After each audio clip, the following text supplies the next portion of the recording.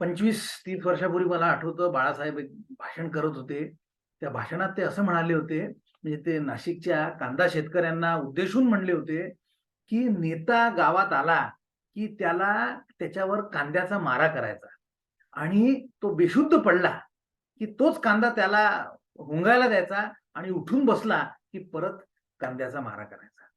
आता जेव्हा बाळासाहेब नेता म्हणले होते, तेव्हा त्यांच्या डोळ्यासमोर कोण नेता होता? म्हणजे बाळासाहेबांचं जे शरद पवारांविषयी मत होतं, त्यांच्या त्यांच्या राजकीय जे जे जे प्रकारचं राजकारण शरद पवार करतात, त्याच्याविषयी जे बाळासाहेबांचं मत होतं, ते जर का आपल्याला माहीत असेल, तर जेव्हा बाळासाहेब नेता म्हणतात, तेव्हा त्यांच्या डोळ्यासमोर कोणता नेता असेल, हे अधिक सांगणे न लगे.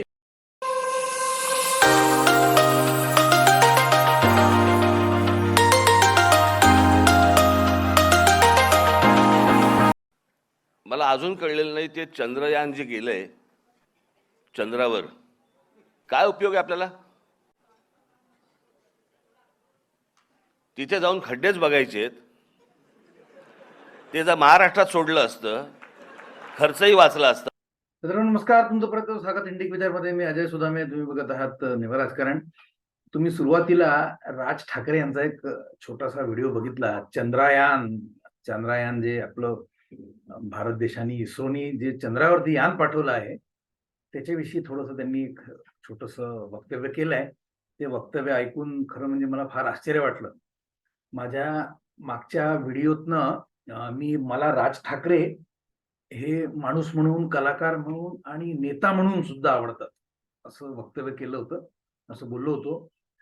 आणि मात्र आता त्यांचं राज ठाकरेंचं राजकारण पाहिल्यानंतर मला त्या वाक्यात एक छोटासा बदल असा करायचा आहे, की मला राज ठाकरे माणूस म्हणून, कलाकार म्हणून आणि वक्ता म्हणून आवडतात. पण त्यांच्या राजकारणाविषयी मात्र माझ्या मनात फार शंका आहे, कारण त्यांच्या राजकारणात सातत्य नाही. मी माझ्या मागच्या व्हिडिओतून सुद्धा हेच हेच हेच हेच बोललो. हीच लाईन मी पकडली होती. आता हे बहुधा मनसेच्या काही समर्थकांना आवडले नसावे आणि त्यांची नावड किंवा त्यांना आलेला राग त्यांनी माझ्या या युट्यूब चॅनल येत्या व्हिडिओच्या खाली कमेंट्समध्ये त्यांनी मनसेचे कार्यकर्ते ज्या पद्धतीने तो राग व्यक्त करू शकतात, त्याच पद्धतीने त्यांनी तो व्यक्त केलेला आहे. आणि ती त्यांची कॉमेंट्स पाहिल्यानंतर माझ्या हे लक्षात आलं, की राज ठाकरे मधनं अशी बेताल विधानं का करतात? कारण कितीही राज ठाकरे स्वतः कितीही उच्च दर्जाचे असले, कितीही क्लास असला त्यांचा, तरी त्यांची जी मंडळी आहेत, त्यांचे जे फॉलोअर्स आहेत, त्यांना खुश करणं हे राज ठाकरेंचे कर्तव्य आहे. पूर्वी यथा राजा तथा प्रजा असे म्हणले जात असे, आता उलट झालंय. जशी तुमची प्रजा असेल, त्या प्रजेप्रमाणे तुम्हाला वागावं लागेल आणि त्यांची मागणी पूर्ण करावी लागेल. या नियमाला काही नेते अपवाद असू शकतात. पंतप्रधान नरेंद्र मोदी नक्कीच त्यातले एक नेता आहेत जे या नियमाला अपवाद आहेत. त्यांनी जनतेला काय पाहिजे हे त्यांनी त्यातल्या त्यात त्यांना दिले असेल, पण त्यातही त्यांनी जनतेकडनं बिहेवियरल चेंज आणला. आणि त्याचं एक उदाहरण म्हणजे त्यांनी स्वतः त्यांचं जे वर्तन आहे ते इतकं आदर्शवादी आहे आणि त्यांनी एवढा आदर्श असा सेट केला आहे, की त्यांनी लोकांना, मिडल क्लास लोकांना, ज्यांना आर्थिकदृष्ट्या शक्य आहे, त्यांना त्यांनी अपील केले, की तुम्ही एलपीजी गॅसची सबसिडी सोडा. आणि मित्रांनो, मी काही दिवसापूर्वी वाचत होतो त्या डेटानुसार 1 करोडपेक्षा जास्त, जवळजवळ 1.25 करोड लोकांनी ही एलपीजी गॅसची सबसिडी सोडली आहे आणि त्यामुळे गरिबांना फायदा झालेला आहे. तर पंतप्रधान मोदी जनतेच्या गरजा ओळखतात, पण ते जनतेला घाबरत नाहीत. ते पत्रकारांना सुद्धा घाबरत नाहीत, हे सुद्धा आपल्याला माहिती आहे.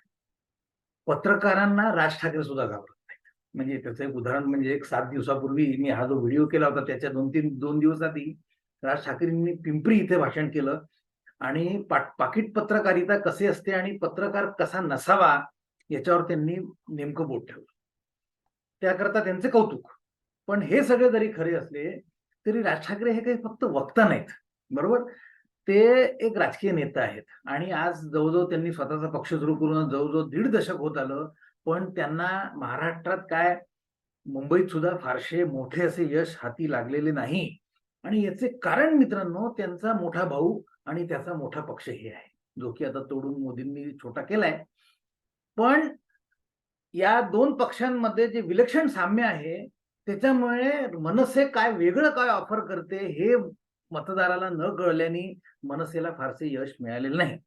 याच्याविषयी मी 3 वर्षापूर्वी म्हणजे राज ठाकरेंनी आपला त्यावेळेला झेंडा चेंज केला होता. 23 जानेवारी 2020 त्यावेळेला त्यांनी आपला झेंडा चेंज केला होता.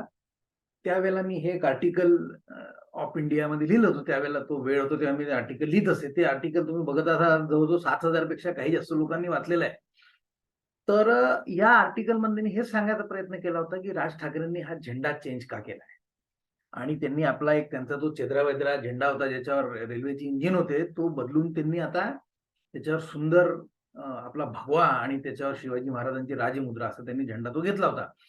पण हे करून सुद्धा राज ठाकरेंना शिवाजी महाराजांची राजमुद्रा आणि त्यांचा भगवा सुद्धा काही रस्ता दाखवू शकलेले नाही. राज ठाकरेंच्या हाती आधी एक राजकीय नेता म्हणून फारसे यश हाती लागलेले नाही.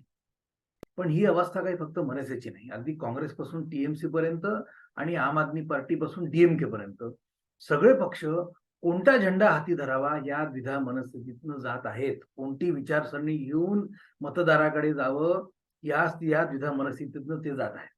अगदी महाराष्ट्रापुरते बोलायचे झाले तर सगळे विरोधी पक्ष यांची हीच गोंधळलेली आज अवस्था आहे. मनसेचे उदाहरण तुम्हाला आधीच दिले. त्यांचा मोठा भाऊ आणि उबाठा सेनेचे मालक उद्धव ठाकरे जे काही महिन्यापूर्वी काही वर्षापूर्वी हिंदुत्वाच्या नावाने आणाभाका खात होते ते आज काँग्रेसप्रमाणे मुस्लिम मतांचे मुस्लिम लांगुलचलनाचे राजकारण करायला तयार झालेले दिसतात. आणि गंमत म्हणजे खांद्यावरती भगवे उपरणे टाकून ही मुस्लिम मतं मागायचा ते प्रयत्न करत आहेत. त्यात त्यांना किती यश मिळेल ही एक मोठी शंका आहे. सगळ्यात मोठा पक्ष भाजप नंतर सगळ्यात मोठा पक्ष काँग्रेस याच्याविषयी सुद्धा काँग्रेसला सुद्धा मित्रांनो भयंकर आज त्यांची अवस्था वाईट आहे. त्यांना कोणता रस्ता घ्यावा हे कळत नाही आहे. म्हणजे राहुल गांधी त्यांचे जे शीर्ष नेतृत्व राहुल गांधी हे या विचारावरती पक्के आहेत की आपल्याला सेक्युलर राजकारण करायचे आहे. पण त्यामुळे त्यांचे जे महाराष्ट्रातले नेते आहेत त्यांची मोठी अवस्था वाईट झाली. मी तुम्हाला याची एक 3-4 उदाहरणं देतो. सगळ्यात मोठं उदाहरण म्हणजे आमच्या नागपूरचे आशिष देशमुख जे काही वर्ष मागे काँग्रेसमध्ये होते. मग इंडिपेंडेंट म्हणून त्यांनी 4-5 वर्षापूर्वी काहीतरी केलं. मग ते परत काँग्रेसमध्ये जाण्याचा त्यांनी प्रयत्न केला आणि आज ते काँग्रेस सोडून भाजपमध्ये फुल प्लेज जॉईन झालेले आहेत. हे आशिष देशमुख काही छोटे नेते नाहीत. त्यानंतर नागपूर पासून चला थोडस लांब नाशिक जवळ संगमनेर येते सत्यजित तांबे हे बाळासाहेब थोरातांचे भाचे आहेत. पण यांना सुद्धा निवडून यायला विधान परिषदेवरती निवडून यायला देवेंद्र फडणवीसांची मदत घ्यावी लागली. ही गोष्ट सुद्धा लपून राहिलेली नाही. आता थोडस मराठवाड्यात चला. नांदेडचे सगळ्यात मोठे नेता आणि काँग्रेसच्या एकेकाळच्या मुख्यमंत्र्यांचे पुत्र हे सुद्धा केवळ देवेंद्र फडणवीसांनी शिट्टी वाजवण्याची वाट पाहत आहेत. ही चर्चा राजकीय वर्तुळांमध्ये कधी दबल्या आवाजात तर कधी उघडपणे होते आहे. मी या नेत्यांवरती 1 वर्षापूर्वी याच्यावर व्हिडिओ केला होता. म्हणजे ज्यावेळेला हे सरकार पडून नवीन सरकार आले होते त्यावेळेला तो व्हिडिओ तुम्ही बघू शकता. याचा स्क्रीनशॉट मी इथे देतो आहे. जे नांदेडच्या एवढ्या मोठ्या नेत्याला लागू तेच लातूरच्या नेत्याला सुद्धा. आता लातूरचे नेते कोण हे तुम्ही माझ्यापेक्षा जास्त जाणता. आता येऊ बाराच्या म्हणजे माफ करा बारामतीच्या काकांचा पक्ष राष्ट्रवादीकडे. राष्ट्रवादीमध्ये उभी फूट पडलेली आहे हे आपल्या सगळ्यांनाच माहिती आहे. पण आम्ही सगळे एकत्रच आहोत, आमच्यात फूट पडलेली नाही असा बनाव पवार कुटुंबीय तयार करण्याचा प्रयत्न करत आहेत. त्याच्याविषयी डिटेलमध्ये पुढे बोलतोच. पण त्या आधी थोडंसं कांद्याविषयी. जसे पवारांनी आयुष्यभर काँग्रेसचा रस शोषून स्वतःचा पक्ष तयार केला तेच कांद्याच्या शेतकऱ्यांना सुद्धा लागू आहे. 25-30 वर्षापूर्वी मला आठवतं बाळासाहेब एक भाषण करत होते. त्या भाषणात ते असं म्हणाले होते, म्हणजे ते नाशिकच्या कांदा शेतकऱ्यांना उद्देशून म्हणले होते की नेता गावात आला की त्याच्यावर कांद्याचा मारा करायचा आणि तो बेशुद्ध पडला की तोच कांदा त्याला हुंगायला द्यायचा आणि उठून बसला की परत कांद्याचा मारा करायचा. आता जेव्हा बाळासाहेब नेता म्हणले होते तेव्हा त्यांच्या डोळ्यासमोर कोण नेता होता, म्हणजे बाळासाहेबांचं जे शरद पवारांविषयी मत होतं, त्यांच्या त्यांच्या राजकीय जे जे जे प्रकारचं राजकारण शरद पवार करतात त्याच्याविषयी जे बाळासाहेबांचं मत होतं ते जर का आपल्याला माहित असेल तर जेव्हा बाळासाहेब नेता म्हणतात तेव्हा त्यांच्या डोळ्यासमोर कोणता नेता असेल हे अधिक सांगणे न लगे. मुद्दा काय, काँग्रेसच्या गरिबी हटावच्या नाऱ्याप्रमाणेच शेतकऱ्यांच्या नावानी शरद पवार आयुष्यभर राजकारण करत राहिले, पण त्यांनी कधीही शेतकऱ्यांचे भले झाले नाही. भले झाले ते काही व्यापाऱ्यांचे आणि श्रीनिवास पाटील सारख्या काही त्यांच्या मित्रांचे. पण हे जरी खरे असले तरी शरद पवारांनी याच प्रकारचे राजकारण करून आजपर्यंत इथपर्यंत प्रवास केलेला आणि शरद पवार हे यशस्वी राजकारणी आहेत, यात काही शंका नसावी. पण मला वाटतं त्यांच्या राजकारणाला आता एक स्टॉप लागलेला आहे, कारण त्यांच्या समोर एक नरेंद्र मोदी नावाचा राजकारणी येऊन उभा राहिलेला आहे आणि आज त्याच नेत्यामुळे किंवा त्यांच्यासारख्या त्यांचे सहकारी म्हणा, अमित शहा म्हणा, देवेंद्र फडणवीस म्हणा, आणि जे त्यांच्या कार्यक्रमावरती जे चालायला नेते आहेत तयार आहेत त्या नेत्यांमुळे आज जशी शिवसेना फुटली तशी आज राष्ट्रवादी सुद्धा फुटलेली आहे. आणि मला वाटतं पवारांना आता एक वैफल्य यायला लागले आहे. त्यामुळे काही जमिना तेव्हा त्यांनी एपीएमसीला, नाशिकच्या एपीएमसीला हाताशी धरून त्यांनी कांद्याचे राजकारण सुरू केले. पण त्याच्यावरही देवेंद्र फडणवीसांनी नैल्यावर दैला टाकला आणि मित्रांनो 24 रुपयाचा त्यांनी टनाला भाव दिलेला आहे आणि तो होलसेलला. म्हणजे रिटेलमध्ये हा कांदा कमीत कमी 35 ते 40 रुपये विकत घ्यावा लागेल, ही चीज ओके, त्यांनी काही फारसा फरक पडत नाही, ज्यांना पाहिजे ते ठोकमध्ये विकत घेऊन आपलं बजेट सांभाळू शकतात. पण एवढा मोठा भाव, 24 रुपये भाव आजपर्यंत कोणत्याही सरकारनी मागच्या कित्येक 40-50 वर्षामध्ये, म्हणजे पूर्वी भाव कमी होते असे मानलं तरी मागच्या 25 वर्षात सुद्धा कधीही एवढा मोठा भाव दिलेला नाही.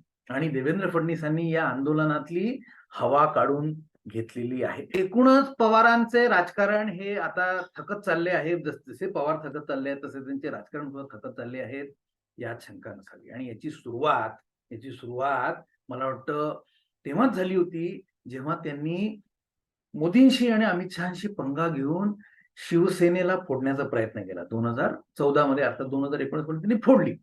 पण आज त्याचाच त्यांना फार मोठा जुर्माना भरावा लागतो आहे यात शंका नाही. जशी भाजपनी शिवसेना फोडली तशीच त्यांनी एनसीपी सुद्धा फोडली आणि त्यांनी आपला एक प्रकारे आपला बदला पूर्ण केला, जे की राजकारणात अगदी फेअर आहे. आता त्यांचं हा पक्ष फुटल्यानंतर 3 जुलैला अजित पवारांनी भाषण करताना सरळ सरळ काकांवरती असा आरोप केला की तुम्ही आयुष्यभर धरसोडीचे राजकारण केले. याला उत्तर म्हणून सुप्रियाताईंनी 2च दिवसांनी सरळ आपल्या मोठ्या भावाला धमकी दिली आणि बापाचा नाद करायचा नाही असा इशारा दिला. इथवर हे थांबलं नाही. त्यानंतर काही दिवस पुढे या 1 महिन्यांनी संसदेमध्ये बोलताना भाजपच्या खांद्यावरती ठेवून सुप्रियाताईंनी अजितदादांवरती परत बंदूक चालवली. त्या म्हणल्या मोदी आम्हाला नॅचरली करप्ट पार्टी म्हणतात, मग आम्ही जर का नॅचरली करप्ट पार्टी आहोत तर तुम्ही अजित पवारांना आपल्या बरोबर का घेतला. आता हे ऐकल्यानंतर मित्रांनो मला थोडंसं आश्चर्य वाटलं. मला हे कळेना की सुप्रियाताईंना हा भाजपचा आरोप, एनसीपी ही नॅचरली करप्ट पार्टी आहे, हा आरोप खोटा झाल्याचं दुःख आहे की आपला भाऊ उपमुख्यमंत्री झाल्याचे. मित्रांनो हे असे युटर्न्स सुप्रियाताई सुद्धा शरद पवारांप्रमाणेच फार चतुराईने घेतात, लक्षात घ्या. असे वारंवार म्हणण्याचे कारण हे मित्रांनो की शरद पवारांनी आयुष्यभर केवळ हे युटर्न्सचेच पॉलिटिक्स केलेले आहे आणि त्यांची कारकीर्द म्हणजे या युटर्न्सची एक मालिका आहे. ज्या काँग्रेसनी त्यांना अमर्याद सत्ता आणि मोजता येणार नाही एवढा पैसा दिल्या, त्या काँग्रेसचेच खच्चीकरण करून पवारांनी आपला पक्ष तयार केला आणि आजही ते काँग्रेसलाच खच्चीकरण करण्याचं काम करत आहे. म्हणजे ते शिवसेना त्यांनी संपवली, आता ते काँग्रेसच्या मागे लागलेले आहेत आणि आजही ते युटर्न्स घेतच आहेत. वयाच्या 83व्या वर्षी सुद्धा त्यांनी आपल्या राजकारणात कुठलाही फरक केलेला नाही. भाऊ तोरसेकर तर एकदा आपल्या एका व्हिडिओत त्यांना उडाण टप्पू राजकारणी असं भाऊ तोरसेकरांनी म्हटलं होतं. मला वाटतं ते वर्णन त्यांना 100% लागू आहे. वाढत्या वयानुसार माणसामध्ये मॅच्युरिटी येते, प्रगल्भता येते असे म्हणतात. पण उलट शरद पवार अजून अजून बेताल होत चालले. म्हणजे पूर्वी एकेकाळी ते आपल्या विधानावरती युटर्न घ्यायला 6 महिने वर्षभर लावत असत. पण आता तर ते मित्रांनो काही तासात आपलं विधान बदलतात आहे. एवढी त्यांची वाईट अवस्था झाली. याचं लेटेस्ट उदाहरण मी हवेत मित्रांनो आरोप करत नाही. अगदी काल आणि परवाच आहे. आज हा रविवारी मी हा व्हिडिओ करतोय. शुक्रवारी सकाळी बारामतीहून निघताना पत्रकारांशी बोलताना ते असं म्हणले, की काही नेते सोडून गेले असतील, पण याचा अर्थ पक्षात फूट पडली असे म्हणणे चूक आहे. पत्रकारांनी सुप्रियाताईंच्या या वक्तव्यावरती त्यांचं मत घेतलं, की सुप्रियाताई असं म्हणतात, की अजित पवार आमचेच नेता आहेत. ते म्हणले, "हो, हे बरोबर आहे."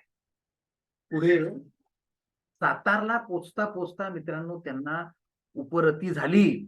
परत पत्रकारांनी घेरताच त्या दिवशीचा पहिला युटर्न त्यांनी घेतला. म्हणजे बारामती ते सातार मला वाटतं मित्रांनो काय 4-5 तास लागत असतील. ते म्हणाले, "अजित पवार आमचा नेता आहे असे मी म्हणत नाही." सुप्रियाला असे वाटणे साहजिक आहे, कारण तो तिचा भाऊ आहे. मित्रांनो, थांबा. एवढ्यात धक्का खाऊ नका आणि खाली पडू नका, कारण एवढ्यावर संपलेलं नाही. तिथून सातारहून पुढे 110-120 किलोमीटरवरती कोल्हापूर आहे. तिथे गेल्यानंतर पवारांनी कमाल केली.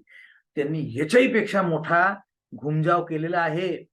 त्यांनी सरळ आपल्या पक्षाचे जुने खंदे नेते हसन मुश्रीफ यांच्यावरती तोफा डागल्या. ते म्हणले, "तुम्ही पळपुटे आहात." अनिल देशमुख, इथे बाजूला अनिल देशमुख होते, त्यांनी एक छोटं काय 2-5 मिनिटाचं भाषण केलं. अनिल देशमुख या सरकारला घाबरले नाहीत. तुम्ही कसे घाबरलात? अनिल देशमुख 1 वर्षापेक्षा जास्त जेलमध्ये राहून आलेत. तुम्ही जेलमध्ये जायला का तयार? हा शरद पवारांनी हसन मुश्रीफांना विचारलेला प्रश्न मी तो कमाल आहे. म्हणजे यांच्याकरता लोकांनी जेलमध्ये जायचं. यांनी बाहेर राहून 7-12 गोळा करायचे पूर्ण गावचे आणि लोकांनी यांच्याकरता जेलमध्ये जायचं. ही शरद पवारांची अपेक्षा आहे. मी असं का म्हणतो असं बघा मित्रांनो, कारण ज्या अजित पवारांच्या मागे हसन मुश्रीफ पक्षातनं बाहेर पडून भाजप बरोबर गेले आहेत, त्या अजित पवारांबद्दल शरद पवार एकही वाक्य बोलत नाहीत. आणि ते उलट असं म्हणले, की पंतप्रधान मोदी आपल्या भाषणात असं म्हणले, की काँग्रेस हा सगळ्यात भ्रष्ट पक्ष आहे आणि त्याच्या पाठोपाठ राष्ट्रवादी हा भ्रष्ट पक्ष आहे. मित्रांनो, मी तोंडात बोट घातलं. माझा कानावर विश्वास बसेना. शरद पवार स्वतःच्या पक्षाला भ्रष्ट म्हणतात आहे आणि ते मोदींचं ऐकून पवार मोदींना घाबरलेत की काय?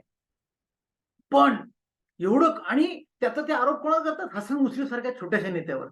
पण अजित पवारांबद्दल एक वाक्य बोलायला तयार नाही. खरं म्हणजे मोदींनी जे आरोप केला त्यात त्यांनी 70,000 करोडचा जो भ्रष्टाचाराचा आरोप केला होता, तो अजित पवारांचाच भ्रष्टाचार आहे, सिंचन घोटाळा आहे. तिथे तेव्हा शरद तेव्हा पंतप्रधान मोदींनी त्यांचं नाव नसेल घेतलं, पण तो सिंचन घोटाळाच आहे. पण त्याच्याविषयी शरद पवार बोलायला तयार नाही. आणि उलटं हसन मुश्रीफांसारख्या छोट्या-मोठ्या नेत्यावरती मित्रांनो तोफा डागत आहेत. मित्रांनो, हे असं इतका मानभावीपणा, इतका खोटारडेपणा, इतका ढोंगीपणा दुसरं कोणीही करू शकत नाही. पवार साहेब, तुम्ही धन्य आहात. सांगायचा मुद्दा हा, की कोल्हापूरला जाऊन शरद पवार हसन मुश्रीफांचा बळी देऊन आलेले आहेत. आता हसन मुश्रीफांना देवेंद्र फडणवीसांच्या पायावर पडून राहण्याशिवाय दुसरा पर्याय नाही. मित्रांनो, मी परत सांगतोय. देवेंद्र फडणवीसांच्या पायावर पडून राहण्याशिवाय दुसरा पर्याय नाही. उद्या अजित पवार कुठे परत गेले तरी सुद्धा हसन मुश्रीफ जाऊ शकणार. हे नक्की सांगतो मी तुम्हाला. आज ही अवस्था पवारांनी हसन मुश्रीफांची करून टाकलेली आहे आणि हेच त्यांनी याच्या आधी सुद्धा येवल्याला जाऊन त्यांनी छगन भुजबळांवरती सुद्धा केला. भ्रष्टाचाराचे आरोप केले होते असं नाही, पण त्यांनी छगन भुजबळांना सुद्धा त्यांनी त्यांची शक्ती परत कमी करण्याचा प्रयत्न केलेला आहे. तर मी जे सुरुवातीला म्हटलं होतं, की बाकी पक्षांप्रमाणेच काँग्रेसप्रमाणे किंवा मनसेप्रमाणे किंवा शिवसेनेप्रमाणे उभाटाप्रमाणे जी शिवसेना आहे ती तर आता आपला भगवा झेंडा घेऊन बरोबर आपल्या रस्त्याला लागलेली आहे. पण बाकी या या विरोधी पक्षांप्रमाणे शरद पवारांना सुद्धा हाती कोणता झेंडा धरावा हे कळत नाही आहे. आणि त्यांनी केलेला कांद्याचा सुद्धा राजकारण सुद्धा फसलेलं आहे. जसं बाळासाहेबांनी सांगितलं होतं तसाच देवेंद्रजींनी इतका जोरात कांदा फेकून मारला की त्यांनी शरद पवारांना मूर्छा येण्याचे बाकी राहिलेले आहे.